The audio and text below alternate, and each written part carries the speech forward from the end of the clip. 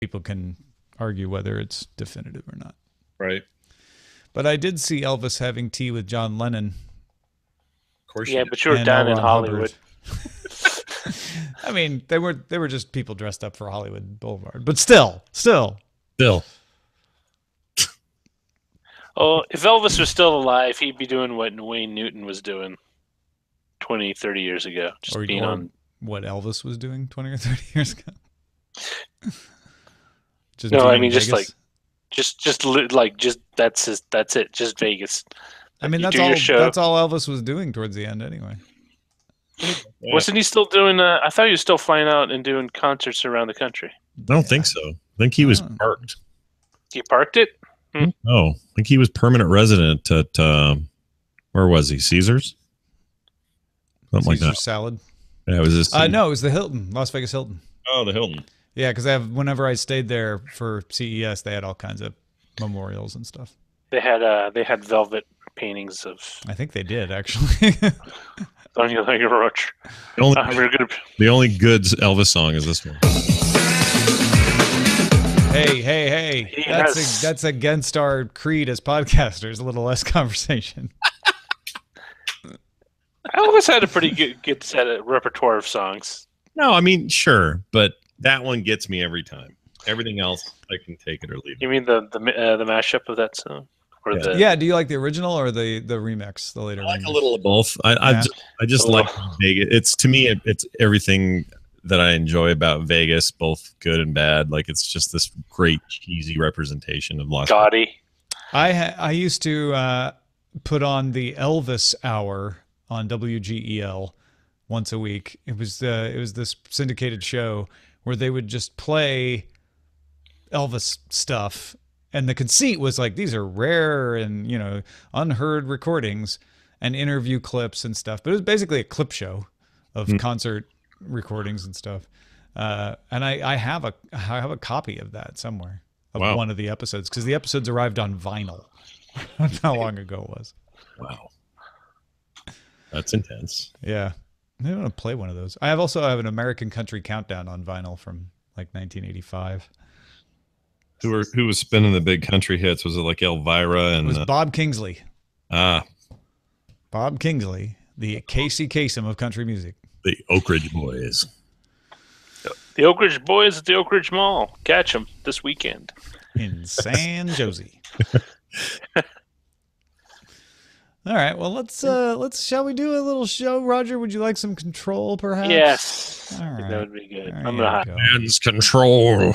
There we go. All right. Let's do this. Here we go. Daily Tech News Show is powered by you. To find out more, head to dailytechnewsshow.com/support. This is the Daily Tech News for Wednesday, July 5th, 2017. I'm Tom Merritt. Scott Johnson and I back from Snowbird, Utah. Although Scott stayed in Utah. You didn't have to go as far. Yeah, I decided not to leave. I'm going to hang it. I'm going to stick it out. Yeah. You're not in Snowbird anymore, though. No, you did come down the mountain, didn't you?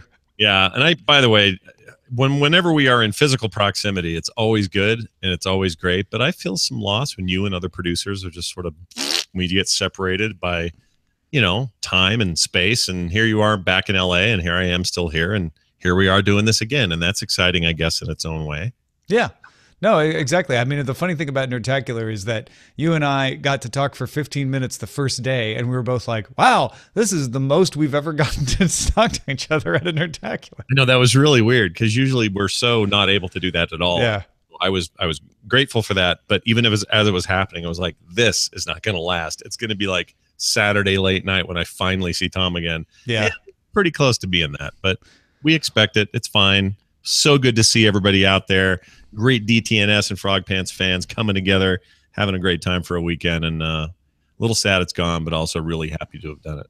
Now, one thing that got interrupted by Nerdtacular was Scott and I's experience with the Amazon Echo Show. Both of us got them on Wednesday and then immediately got thrown into the maelstrom. So when I got back, I was able to start using mine and you were able to start using yours. So given that Amazon has some new stats out about using their Amazon voice services, we're going to talk a little bit about our experiences with them. Yeah, there wasn't a ton of time, like you said, before the event, but since then, I've put it through the paces. So today we will see what said paces showed us. All right. Let's start off, however, with some tech things you should know about.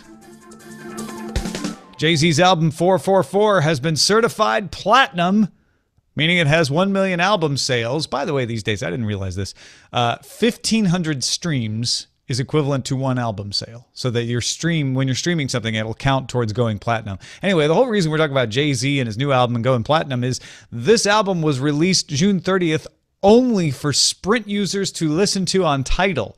And yet it still went platinum, although it was made available to non-Sprint Tidal subscribers on Monday. But I think a lot of people scoffed at limiting your audience, and yet here we go, still hitting platinum. I mean, it's still, when you're that big, I don't think it matters if you do that limit. And the only person I think that could beat his number, he's married to her. So yes, that's right. Queen Bey. She might be the only one. That's true. Lyft announced it has reached 1 million rides a day. Speaking of big numbers to reach, a level Uber hit in 2014. Uber has more than 5 million per day now, but also operates in many places outside the U.S. So not bad, not too shabby considering they're still here in the continental U.S. Yeah, it's hard to find. Nobody knows exactly what Uber's U.S. Well, I'm sure somebody at Uber does, but nobody knows here in public what Uber's current rides per day. But a lot of people keeping an eye on this to see, with all of the controversy and unsettling things happening at Uber, is that giving Lyft a lift? Ooh. Snap updated its Android and iOS apps to include a new feature called Paperclip that lets you embed a link in your snaps for the first time. There's also a backdrop feature that lets you cut objects out and put them on new backgrounds. And voice filters lets you use those crazy voice filters that are in the image filters just in your regular snap. Continuing to provide weird stuff for people who like it is the best way I can put that for Snap and Snapchat. Now, here are some more top stories. Nokia and Xiaomi signed a cellular patent cross-licensing agreement with plans to collaborate on other projects. As part of the agreement, Xiaomi's going to give some assistance to Nokia on virtual reality, artificial intelligence, Internet of Things.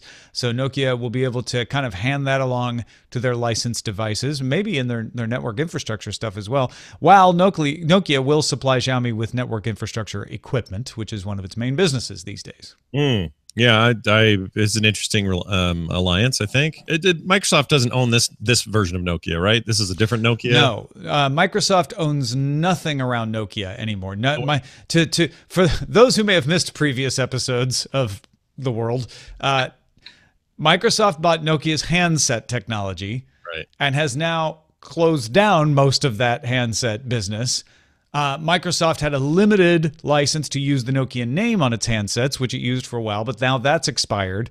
Nokia, what was left that wasn't its handset business, wasn't its phones, had infrastructure for selling, for networking, had some research and development, and has started licensing its name and technology to a third party to create new handsets with the Nokia name on them. Very interesting. Well, we'll have to see how that alliance works out. Bithumb, the world's fourth largest cryptocurrency exchange, confirmed an unknown amount of funds has been lost after an attack. This happened on Thursday evening, affecting its largest, or I should say, affecting largely Korean user base. That's mostly where it happened. An attacker accessed the personal computer of Bithumb employee, stealing the details of 800,000 users. Good heavens. Bithumb provided compensation of up to 100,000 won Korean per affected user until midnight on July 5th. That's today. I guess it's already there tomorrow. Yeah, this is a big heist. Stoic Squirrel in the chat's like, quote, lost, sure. That's my word, not BitThumb's word. I said lost because we actually don't know where the money went. I mean, we have a pretty good idea it was stolen, but lost is just more accurate because they're gone, and we don't know where. But this is not good, and the kind of thing that shakes confidence and prevents people from getting into Bitcoin because, hey, I don't think it's very safe out there yet. Well, okay. Is what people think. I know we talk about this all the time. I'm not trying to dig up old dirt and revive old corpses or anything, but one of my original confusion / fears about Bitcoin, as we've talked about that and blockchain and all this stuff, is that when something does get lost in straight up dollars terms, if you're talking about paper money cash, you can, determine if it was shredded or burned, or there's a way to find out where that stuff went, even if it's not usable. Here we're talking about just poof, right? Gone, out. Well, done. Yes and no. I mean, the idea of a blockchain is you know exactly where it's going, even better than if somebody takes a bunch of bills and burns them, you might not know, right? But this, if anybody takes these coins and transfers them, you should be able to look at the blockchain and tell where they went. That's one of the weird things about this story is that you can't. But that's not endemic to Bitcoin. That just means that BitThumb is not operating very well as an exchange. And in this case, it's no different than you having money in your bank. If you went and checked in at Bank of America and suddenly you found that your funds were gone, that's analogous to what this is. It's not necessarily about how Bitcoin works. It's about somebody was able to gain access to this exchange's server. I mean, getting a bunch of email addresses through a personal computer shouldn't be able to allow you to draw down a bunch of people's funds. Yeah. Well, either way, still bad. But I've maintained since the beginning, even as I've been a little bit naive to this stuff, these are necessary pitfalls, or we will see these kinds of things happen, and it will help solidify stuff down the road, because I am sure there are still yet a handful of scenarios nobody has thought about. And when they happen, you course correct, and then people are more confident in the future. Yeah. Ticketmaster has partnered with data over audio company Lisnr. I'm sure it's supposed to be listener, L-I-S-N-R, to use something called smart tones to replace QR codes for ticketing information. I mean, when we say replace, we mean you could use them in place of. It doesn't mean you'll stop using QR codes, but smart tones allow you to send a tone from one device to another in the 18.75 kilohertz to 19.2 kilohertz range. That's a range that 90% of people can't hear. Makes me wonder how the other 10% are going to feel with these things going off all around them at a concert. But they would be tied not only to your Ticketmaster account, but also to your phone. So that would help fraud prevention, because somebody couldn't just grab a copy of your QR code and then be able to impersonate you. And then when you show up to show your ticket, it's not there. You have to actually have the phone that the smart tone plays from. Smart tones can also allow proximity detection. So when you're walking around in the venue, you could get user-specific messages, maybe help finding your seat, stuff like that, as well as giving aggregate data just about how people move around during a concert, during an event, during a sporting event, etc. To me, it reminds me of like facial recognition became a more ubiquitous thing that's part of our everyday life, because cameras got to a place where, generally speaking, they all kind of can do about the same, and they can do enough quality that the recognition can happen. Whereas prior to that, you might have a crappier camera, and therefore it doesn't have the resolution you need, and therefore you're going to get false positives, at least more often. This is also a case of where, a phone's capability, they've all gotten to a certain place where if they're going to emit this tone, there's going to be a consistency there. You're not going to get there with your crappy, slightly 2-year-older phone and have the system not recognize it, and therefore you can't get into the concert. So that all seems kind of cool. But I am very curious about who can actually hear this. Will my dog hear I know, right? My grandpa will not be able to hear Not going to use this at the dog show would be my guess. I don't know. I don't know about you. I've occasionally, just to test my own hearing, I will whip out an app that does dog whistle sounds. I'll do it just above where I can hear it, so I can't hear anything at all, and I will test to see who does. And it's usually children like 0 to 18, and once in a while another adult will hear it, and I just gotta think somebody somewhere in that line is going to be just going, "Oh my god, gotta get out of here." I mean, maybe it just sounds like beep, beep, beep. And it's ultra fast as well as ultrasonic in its changes and amplitudes. By the way, the reason that you would even do this is it's really cheap to add this to the existing infrastructure. You don't have to put a Bluetooth reader. You don't have to put an NFC reader. It's much, according to Ticketmaster, it's much easier to integrate this into the existing ticket taking mechanism, because it just needs a microphone essentially. Well, next concert you go to, you might drive there in a car that has no combustion, or at least Volvo thinks maybe your next Volvo might be that way. They announced all of its car models launched after 2019, this is a short couple of years, will be hybrid or all electric. No pure gas combustion engines. Most automakers have been moving towards this anyway, but Volvo is the first to set a date. just kind of planting their flag in the ground. In addition, Volvo's parent company, Geely, has acquired Terrafugia, makers of the Transition vertical takeoff and landing flying car. Those are cool, except I don't think I'll ever own one. Anyway, the Transition is the only road on air legal vehicle. Road and air. So it's legal for the road. Right. It's legal for the air. Yeah. Right. I was saying this on TMS. The more I thought about it, the more I think this is true. This is a great way for Volvo to kind of stay on brand as a reliable, forward-thinking, car that can take a real beating sort of attitude they've always had long before they were owned by a Chinese company, and say, look, we are smart enough to know that this is the future, even though all the other car makers know that this is what's happening and are all moving in that direction. I think they made a really great PR move, a great marketing move here to be the first to actually say it, and say it in a way that is public facing and not in some boardroom at Ford or Mazda or something. Yeah, well, it's like Ibit said this on the morning stream this morning, but it's like being first on a comment thread. You know, they're like, "Hey, 2019, first. We're first one." I mean, somebody could still beat them to the date, but they were the first ones to actually set a date. And just the fact that anybody is setting a date for this, I think, is a bellwether as far as the changing manufacturing of cars. Now, it's not as big as some of these headlines are making it seem, because hybrid cars still have combustion engines in them. So it's not like all the gas stations are going out of business, in 2019 because all the cars are suddenly electric. But that said, it will be a big deal when, 5 years down the road from now, if enough of these companies are doing this, most of the cars on the road are at least capable of being electric, if not electric only. Well, if at the least they're saying out loud that we think we'll be in a place where hybrid or non-combustion engines are going to be not just viable, but people who would normally choose to go gas combustion for whatever various reasons they may have now no longer really have an excuse.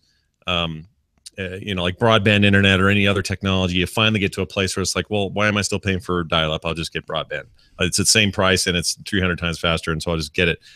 They're making this prediction that by 2019, that's kind of where everybody's heads are going to be. And that's a little risky. I mean, what are we going to do about trucks then? What are we going to? Maybe they'll be up to par. Maybe finally hybrid trucks make sense, and they're the pulling towing power is where it needs. Oh, you can do that. You can do that already. Yeah. Yeah, that's true. But you know what I mean? Like, there's going to be whatever your holdouts are. You got to get to a place where they don't have an excuse anymore outside of the specialist market where people want souped up gas cars from the 70s or whatever for collector reasons or whatever. What do you think this does to Tesla? Oh, man. Because Tesla doesn't fit into this first model, because Tesla doesn't do any combustion engines. It doesn't do hybrids or anything. But is this a rising tide that floats the Tesla boat, which is what Elon Musk has been gambling on? Or does this take away its first mover advantage? And suddenly with Volvo out there, and I assume a bunch of other automakers are going to be having really compelling, affordable electric cars, is this bad news for the Model 3 and beyond? Well, it reminds me of, I don't know, what you don't want them to be. You don't want them to be the Diamond Rio of their time at a much larger scale. Yeah. Where you have an innovative idea that is really, really, truly ahead of its time, and then somebody comes along and scoops you. And it could be a traditional name like an American automaker or somebody in Europe or whatever, but somebody with big name recognition swoops in and says, all right, well, that was great and all, Tesla. Thanks for being the impetus for this, but we'll take it from here. Hold my beer sort of thing. Do you mind if I interject? Yeah, please. Oh, please, Roger. Yeah, go ahead. So it actually might be beneficial in Tesla in the long run, because if there are more automakers that require the same components, specifically the battery, you could lower the price a lot of those materials, because suddenly and Tesla could start selling the batteries to the other automakers. That's a good point. I hadn't thought. I mean, they could do that, but I mean, suddenly there's a huge demand, and you can build capacity beyond Tesla's own corporate ability to fund it. And so, people who work in the auto industry realize that, and there's a reason why there was a huge bailout for GM and Ford, not Ford, but GM and Chrysler, is because there's a lot of tangential manufacturers that make parts, right? They make driveline components, they make steering components. If there's enough of these companies can suddenly start producing them en masse, lowering the price of the components, allowing Tesla to be even more competitive in that space. So they're not a boutique guy or company making, limited selection of parts just for their car. Now they can go to Magna or someone else who is, pumping out 1 million of these, pieces of an electric car or a hybrid car that they can reuse. Although that doesn't seem to be what they want to do, so that would be a change. I think Elon Musk wants to be the parts supplier too, and it could go either way. But once you can get a lot of those components and a lot of those pieces, and you don't need to have the finished product. I'm not saying that they're going to build motors, but you just whether Tesla takes advantage of it or not, the scale will bring down the cost of parts, and that's a good thing. Plus, Tesla will be competing on quality, not on uniqueness. Right? Yeah. Right now, a lot of people buy a Tesla because, hey, it's the only sports car that's all electric. It's for a while was really the only all electric car. That's not true anymore, and it's getting less true all the time. But now it'll be like, oh, I bought a Tesla because it's just a really good car. And the other thing is like, hey, gas stations or hotels or wherever people park their cars, well, like, there's going to be a lot more of these cars around. Maybe I can make money by setting up a charging station or something. It could be at a Best Western, it could be at a gas station, whatever. But suddenly there's a more demand, which means infrastructure will develop even quicker to meet that demand, which will be a boon for everyone involved. Wall Street Journal reports that Samsung is developing a smart speaker powered by its Bixby voice assistant, codenamed Vega. Specifications, price, and release date for the device are still in flux.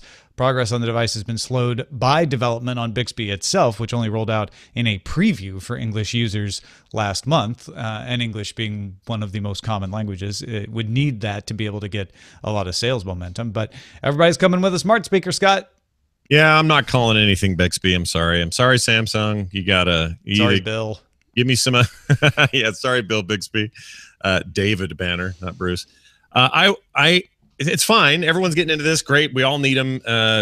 It's the hot new thing. I totally get it, and I have no problem with everybody trying to put their foot in that pool. Let's see how it susses out and who's the best. But I'm not saying Bixby to a device. It's a hard name to say. Bixby, do a thing. It's hard to say. It's not fun to say. It doesn't roll off the tongue like some of the others we have. But that's your main objection to this forthcoming product. It totally is. It's my same problem with Cortana. I don't like it there either. Careful. I think they're just annoying and they're hard to say. I feel like the A word over there on Apple is fine to say. I think the S word on Apple is fine and easy to say and kind of rolls off the tongue. And I even think what Google's doing is all right, is okay also.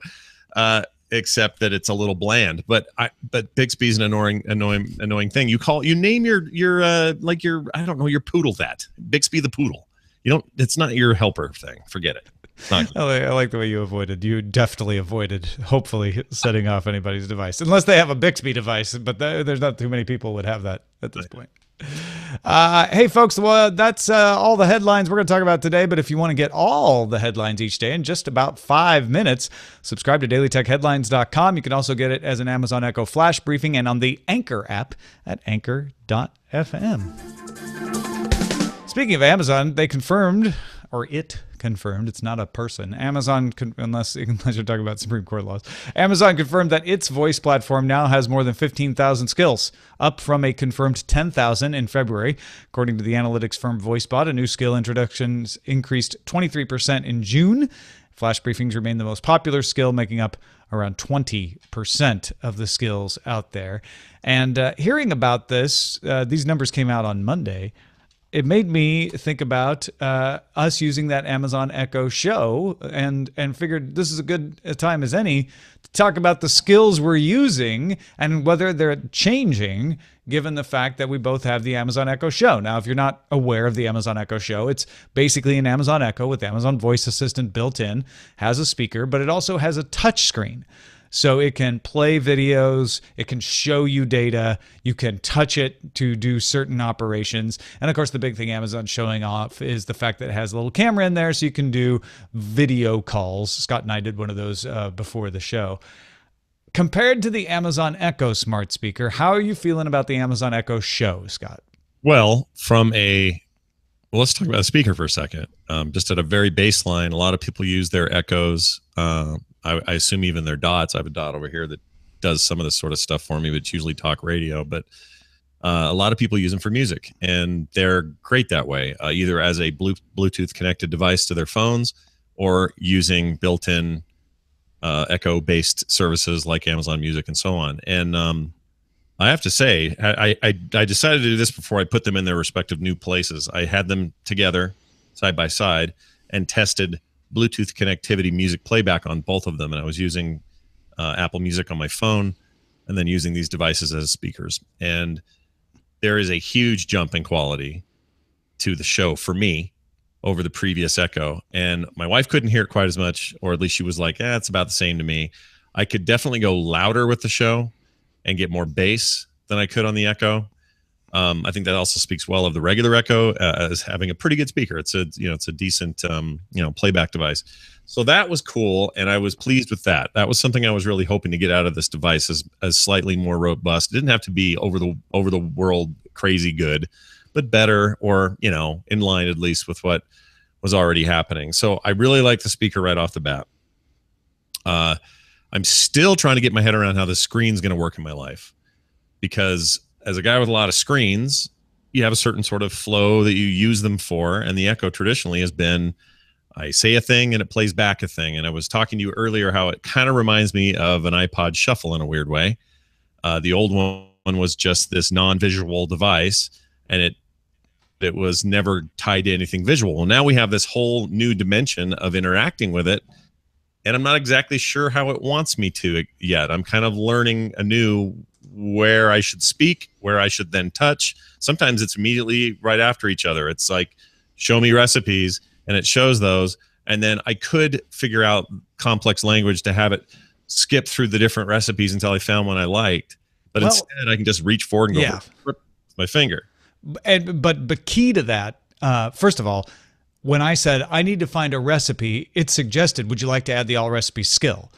Which I thought was great. I'm like, oh yeah, I don't want to have to go open my app and do that. Thank you. Yes, add the all recipe skill. Great. And then once I found the recipe I was looking at, it said, just say next page to scroll down. Like you say, when you're looking through a bunch of recipes, you want the option to be able to touch it and scan faster. But when I got my hands wet or covered in grease, I want to be able to say like, yeah, next page. I just want to see the next instructions. That's killer. I love that. Yeah, it's a great, in fact, you've just illustrated it completely. Why multi-input is probably the future of everything. Like, as much as we all want to think, oh, it's all going to be voice and AI, sure, but there are cases where that just is cumbersome or not as fast or whatever. We're always going to be tactile creatures who want to reach out and push this and touch that and move this. So giving us that with this new interface has been kind of eye-opening. It's like a reminder, and I guess our phones were already sort of this in a lot of ways too, but the primary input isn't always the best for the situation that you're in. Gamers know this. Sometimes a mouse and a keyboard is the only way you want to play a certain genre of game. But sometimes a keyboard is terrible for a certain sort of game, so a controller is the perfect analog. And so what do? Well, you try to go for the best of both worlds. And I feel like that's what they're doing here.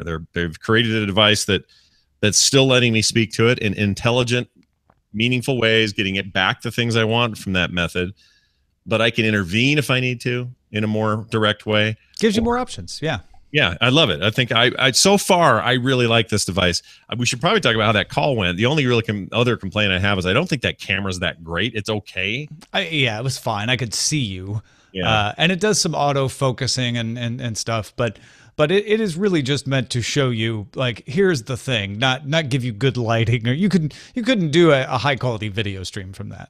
Yeah, and video without quite a bit of work anyway. Yeah. And video drop-in is interesting. Being able to, I tested this over the weekend. We were at Nerdtacular, and I thought, I just want to look in the kitchen, see what's going on. Nobody's home. We're out for the weekend, and I don't know so much as that I was relying on that as a security method or anything. I'm just curious, right? Yeah, sure. I just want to see, and it kind of had trouble adjusting to the dark and finding a point to focus on. I don't think it's really meant for that, but it is nice for me to say, I can just pop in, not wonder if the kids are too far to answer it in time or whatever. I can just pop in and go, Carter, come here. I need you to grab something for me, or show me this thing that I forgot to grab, or whatever.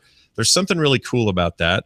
Some people think there's something really creepy about that, but in your own sort of home network, I think you got to lock it down. I chose the same option you did, which is someone who is in my account can use it. So I can use it from my app to call my own show, but nobody from outside. Yeah, exactly. Small funny side note on that. I bought 2 of them at the same time because they had that deal. And one of them was for Brian Ibbett, and one was for me. And I knew when he got here to Salt Lake, I'd give him his, and I did that.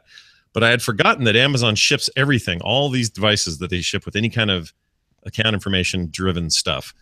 They preset it up for you. Yeah. So yeah, Ibbott's got one with your name on it. Yeah, literally. So like Fire Stick or any of these, same thing happens with the show. It's got my info. So when he plugs that in, it's going to go, hello, Scott. Would you like me to blah, blah, blah? It's already there. And then he'll ask a lot of toilet paper to be delivered to his house on your dime. So I have to completely rely on my friend to not do anything weird. But yeah. Hey, well, the funny thing about that is we've had an Amazon Echo for a while, and Eileen has refused to talk to it. I've mentioned this before. She just thinks it sounds rude. She doesn't think it likes her voice. She didn't like the speaker.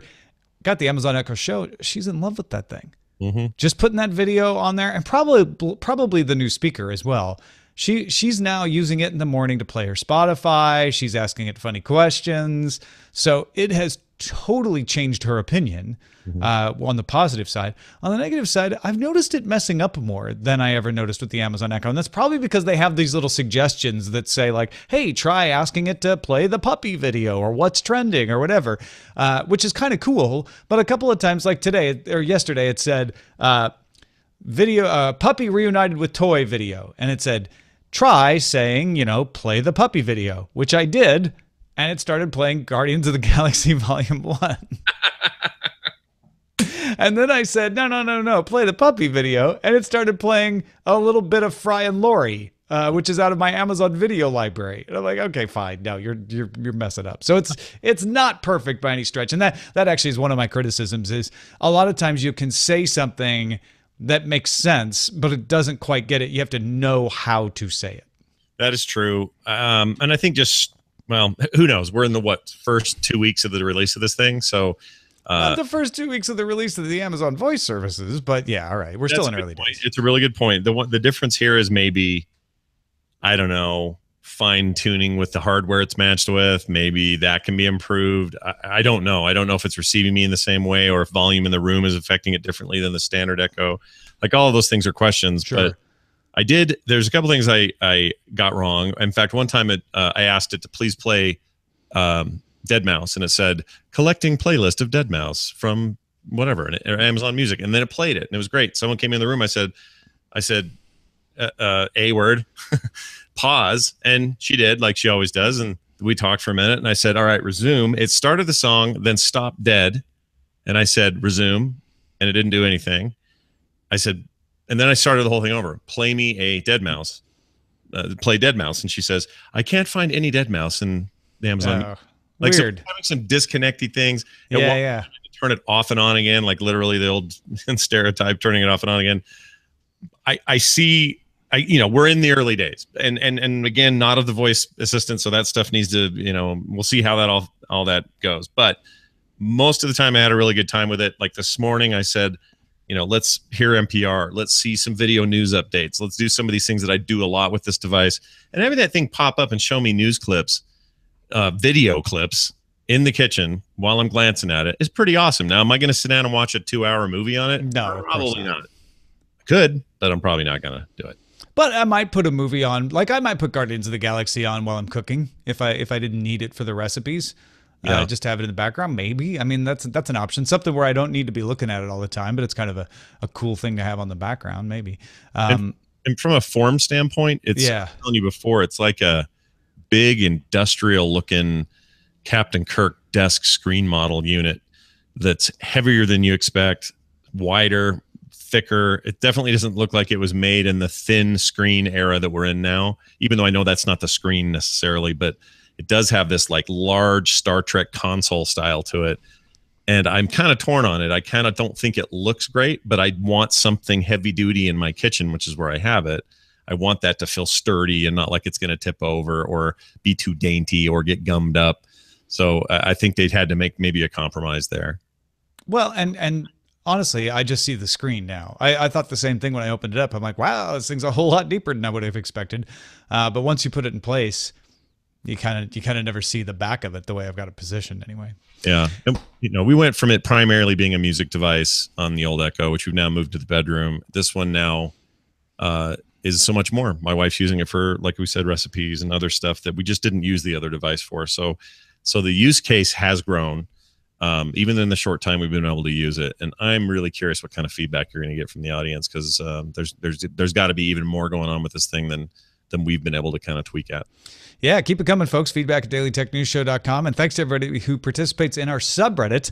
That's how we find some of the cooler, more interesting stories, especially things that happen really fast early in the day, or just things that may be getting missed by some of the other buzzy resources out there. You can submit stories and vote on them at dailytechnewsshow.reddit.com. Let's take a quick moment, check in with Chris Christensen, the Amateur Traveler. This is Chris Christensen from Amateur Traveler with another Tech in Travel Minute.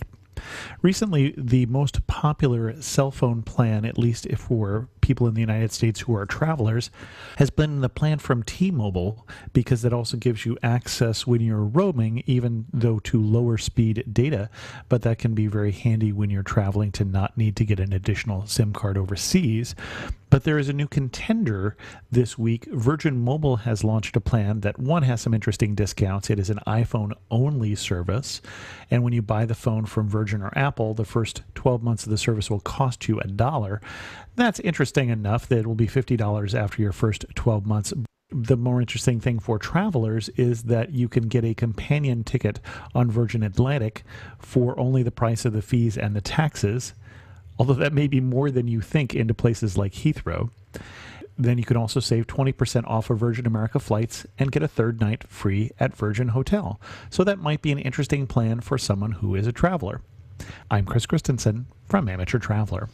All right, got some emails here. First one's from Carl, who says, it was great seeing you all at Nerdtacular, though I'm sorry I missed Scott's secret midnight blockchain lecture. I look forward to seeing it next time. Oh, man, that's too bad. You really missed out. I had a dark part of the lobby, but... Yeah.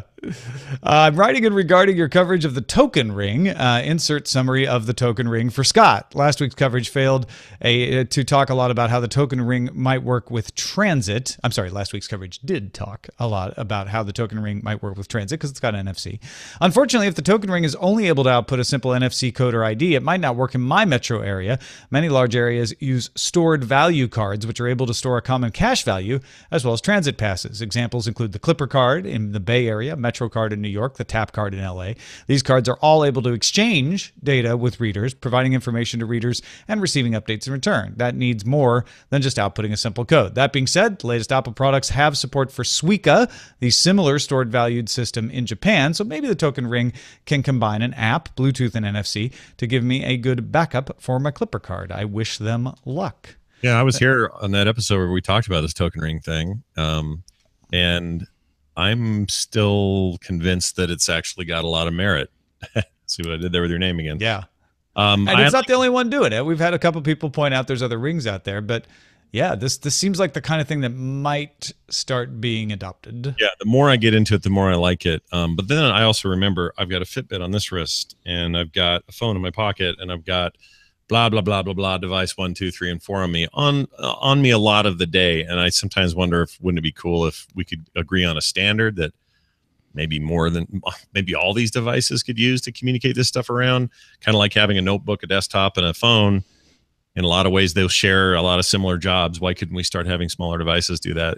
Then I don't have to have a ring necessarily and bang that around and forget it or drop it or have it be too loose. I mean, there's a lot of those issues that we didn't really even discuss last Wednesday, but I still think there's something to this. I like it.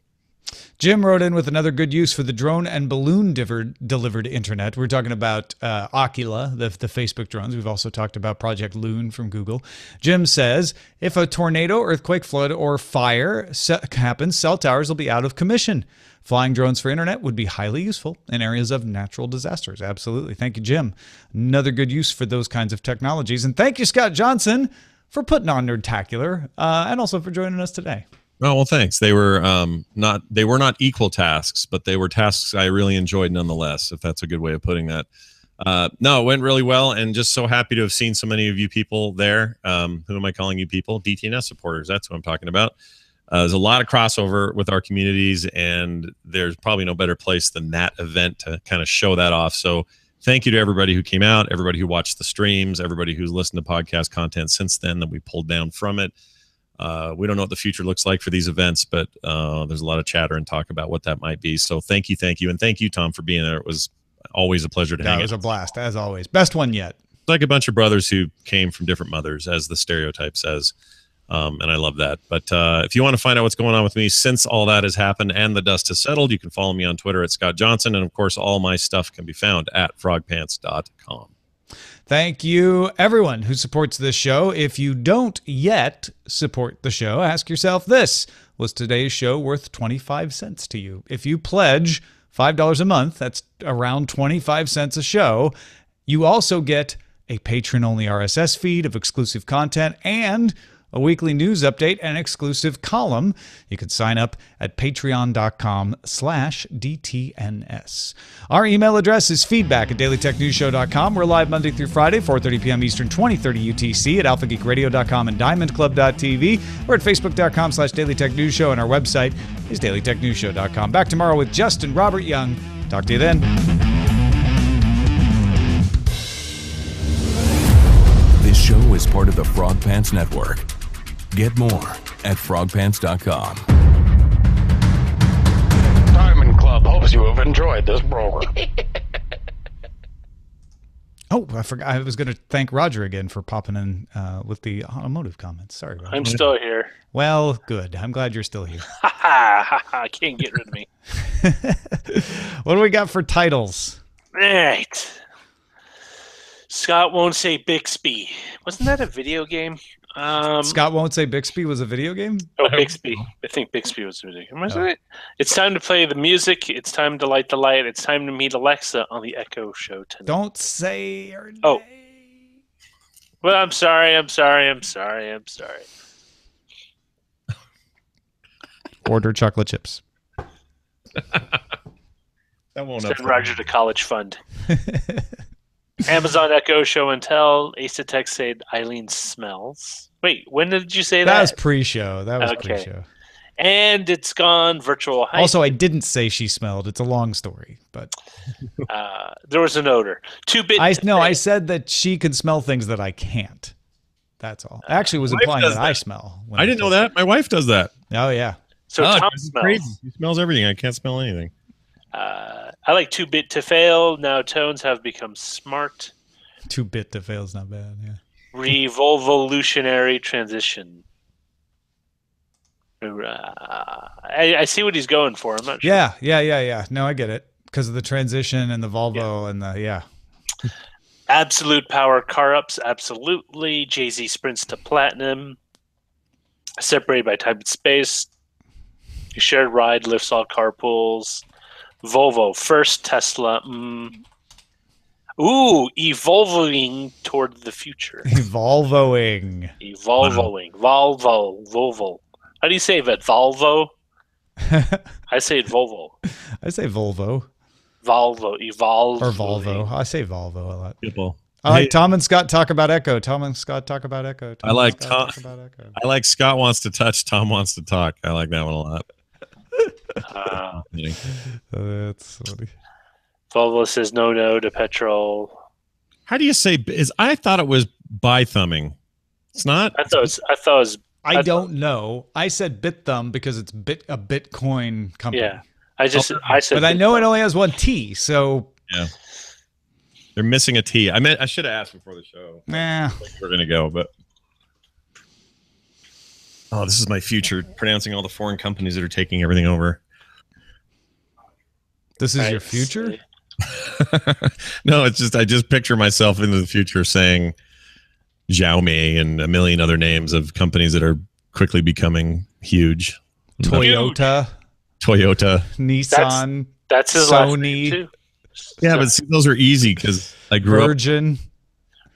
That's Mercedes. not his last name. Virgin's Mercedes Benz. How can people never forget the other guy that started the company? Volvo. That's Viking for Pravda. That's truth, right? Isn't that what that means? Yeah, Pravda means truth. Pravda to power. Da, da, da. I think the winning one is not going to win, guys. Which one? Scott won't say Bixby. Because he refuses to even let it in the title. Oh, wait a minute. Did Scott freeze for you? Scott, can you say something? Oh, Uh-oh. Scott, are you there? Well, now we can name it whatever we want. No, I was going to go with Amazon Echo Show and Tell. Cool. I go with that. Because that's our main topic. Mitsubishi Mazda. Mazda is not based on a Japanese person's last name or Japanese term. It's based on the Zathura. Thus sprach Zarathustra. Yes. Hura Mazda. Bombardier. So I wonder if his internet went out or something. Oh, power went out. I just got a text. Oh no. That could have been worse timing. Honestly, you got the show done. It actually timed out pretty well.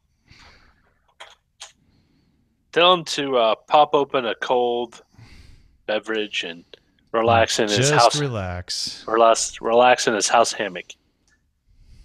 I was naive enough to believe that at this time in our future, when I was a kid, I believed there would be house hammocks. Something like, have an ironing board that folds out of a wall. You would have a hammock that would fold out of a wall. Like a Murphy bed. UPC is apparently crap or not powerful enough to keep my rig on. Darn. No. Tell them to get cyber power. Those are pretty good.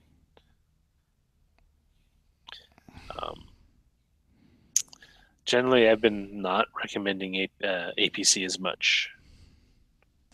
I have APCs. It's worked once. That for sure. I mean, it's not that they don't work, but like just I get so much more features out of a CyberPower UPS. Like you should get solar panels, the Stoic Squirrel. Yeah. Ian says I'm here for house hammocks. Oh yeah, so house hammocks would be. That's my startup. You got time to. You know how you have time to lean, you got time to clean? Yeah. You got time to hang, you have time to hang a hammock? I don't know. I think you need to workshop that a little. I'll work it a little bit, but there's something there. House hammocks.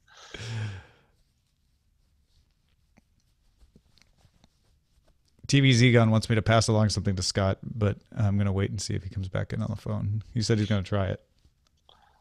Capacity plans rebrowse maintenance password. I got my APCs pretty cheap. Krug saying APC costs more and CyberPower has the same features for less. But my APCs were not expensive. I will say to Krug, that's my experience, but for feature set, like I get more features for the same price point that APC used to sell them. This was maybe 8 years ago, so maybe their pricing is adjusted. Mm-hmm. To Net Guy in the chat room who says capacity planning is very important. Also maintenance, battery swaps, super important. I had to do that before I moved. And this is the thing most people don't realize, but UPS batteries are pretty standardized. So you can go to a Batteries Plus or you can buy them online. Mm-hmm. The one thing to be careful of when buying batteries online is that because lead acid batteries are super heavy, you're not going to return it. You're just going to be stuck with it. So I mean, you can return it, but it's prohibitively expensive. Exactly. I mean, you're not getting your money back. It's probably spending more to return it. Then you might get back. But I swapped out the battery 3 times in this UPS CyberPower that I've had since 2004, and it's been through 2 blackouts and at least 9 or 10 brownouts. Oh, look, Scott's back. Hi, I am back. I'm on the phone now. You gave us a chance to talk about UPCs, though. Oh, really? UPSs. UPSs, not UPSs, not UPCs. No, we did not talk about UPC codes. UPSs. We were debating CyberPower versus APC. I think that's why I said UPC. Oh, very nice. Yeah, I could use some cyber-powered APCs. or ATVs. I want a cyber-powered ATV. So I don't know what happened. You know what it is? We've had these. I wouldn't call it a heat wave, but we've had temperatures way higher than this normal time of year, and we're like 105 or something today. So I think that's probably something to do with it. Do you have dual air conditioners at your place, or just one? Just one, and it's pretty efficient. It's not like running all day or anything. In fact, first thing I did to go check was just see if a fuse had blown, because sometimes right. And it wasn't that. It looks like the whole grid's down, or not the whole grid, but it's, neighborhood's down. So something else is going on. And this happened at my sister-in-law's place like a week ago, just up the street. So I don't know. They said that was heat related. So who knows? I don't know. I mean, we were spoiled at Snowbird. It was only like 70 every day. Oh yeah. No, it was even like in the 30s that first night we were there at night. Yeah, it was cold at night. Yeah. But yeah, I don't know what's going on. So it looks like something up the road somewhere. Someone drove into the power transformer. Could have been. I've heard weirder things happen. Patrick is thinking about this because the place he's going to be at in Finland for the winter, they say gets, fairly regular power outages during the winter, just because snow builds up, power lines go down, et cetera. And I mean, he said, they have power outages that last for hours. And I'm like, I remember having power outages that lasted like quite a long time in the winters in Illinois. So that doesn't surprise me. Yeah. Plus, when you guys were having the worst part of the LA heat wave stuff, didn't you have kind of rolling brownout stuff going on? Well, when I was living in San Francisco, we did. I don't actually know if they had them down here, but we definitely had them in San Francisco. It was off in California. That was part of the whole Enron thing. But it was crazy. I remember we had the Tech TV studios had to buy an extra generator, and they had it was expensive. It was not just a generator. You had to get a helicopter to fly it up, and then get a bunch of guys to bolt it in. Yeah, because I remember a couple of times power went out at the Townsend offices, and we all just stood around waiting for it to come back and couldn't do anything. We used to talk so much crap about everything. We would listen. So fun. But if the thing is, if you had any work done, you would go down to the studio it was great because it really showed the true personality of the different departments. So the web team, which did all the writing on the website, they all got together and started doing tequila shots because they're writers. That's what writers do. They default to drinking. The engineering team all got together and started creating new materials that they could turn into bouncy balls and stuff because they're engineers. That's what they do. And the TV production people had to work. The TV production people had to go over to the studio and keep working because they had a generator going. Yeah. That's what we did. Work. Because that's all TV production people do is work. I have a UPC that should have done. It's supposed to be rated to do it, but it's been so long since I've checked it that I don't know, those batteries degrade, I guess, or something. Yeah, no, the batteries you need to swap every 3 to 4 years. Well, it might not have kept your connection going anyway. I don't know. I have. Oh, that's true. I wouldn't have. Depends on. I don't have a net. That's in the other room, so I think the input would have gone down. Mm-hmm. But anyway, see, look, this is the magic of technology, though. I can call back on a phone. Yeah. We can run down your battery that you can't recharge until the power comes back on. Yeah, exactly. And we can get. What I really want is at the end of the month to have AT&T tell me I'm over. That'll be fun. Yeah. I love when they do that because usually, actually, last time they did that, I fought them on it. I said, "You guys, something." I can't remember I don't remember what my argument was, but I ended up winning. They waived it. Oh, nice. Yeah, it was nice. Does Utah offer any rebates on installing solar panels on your roof? Oh yeah. Oh yeah. They have get some federal power wall. Yeah, that's what I want. Power wall. I want all powers. So I want. I want a future where we are surrounded by electrical fields all the time, and it's just everything's always electrified and always working and running, and it's got nothing to do with. I don't know what that technology is yet. I don't know where it comes from, but that's what we got to do. We got to harness the human body. Your body generates electricity every day. There you go. We just need a big gelatinous flesh-based creature in our backyards. That was one of the things for like a future battery is to have something a little more organic, although not gelatinous like. This is Chris Christensen from Amateur. Oh, sorry. I was like, Chris just wanted to pop in there. I was trying to remove his bit from my soundboard. I actually started it. All right. Well, folks, thanks again for hanging around. Good to see some of you. I know I saw BioCow and Big Jim and Schnago and Dark Redeemer and a bunch of you folks. Carl out there at Nerdtacular, and that was really fun. So thank you again for saying hey. Yeah, absolutely. I feel like I got to say hi to so many people. Yeah. This time.